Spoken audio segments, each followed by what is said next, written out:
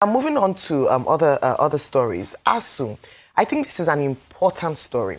I say this because when ASU called off its strike, they said they did it in good faith because the government showed good faith, and they trusted that, unlike previous negotiations, this government was serious about their demands. And just a few weeks later, we see that in true fashion and truth to their word, the government has acted in good faith.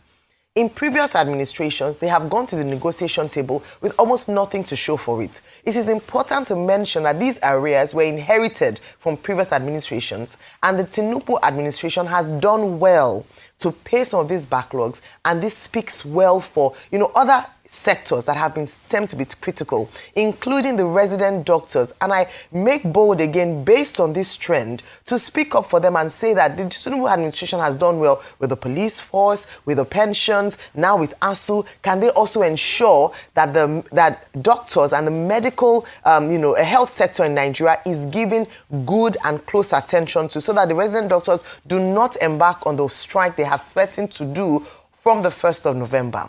ASU has at least been paid attention to. They said they'll continue to pay the other backlogs with pensions and others. So it's great to see that, again, like I said earlier on, it's a listening administration, even though sometimes you might criticize some of the moves they make. That means that they have to go back again and reverse their decisions. Then moving on to that screening of the service chiefs, I'll end on this note.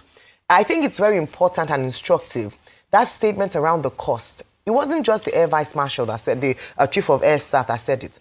The other service chiefs had identified funding as a key challenge to executing their work. And I hope that this will not then become an excuse later on when we ask them that, okay, why have they not done enough work in fighting terrorism and the likes? And we say, oh, we said that we do not have funding. Because the question that the executive and legislature need to answer is, where will the money come from? You heard that a missile costs $100,000, and they have to shoot daily. Where will the money come from? Where will the shortfall come from? I believe that is a question that's open-ended, and we need a response, because they keep saying there's no money, there's revenue shortage, but hopefully with the new revenues realized, we're able to meet this demand. Security currently has the second largest budget allocation in terms of line items.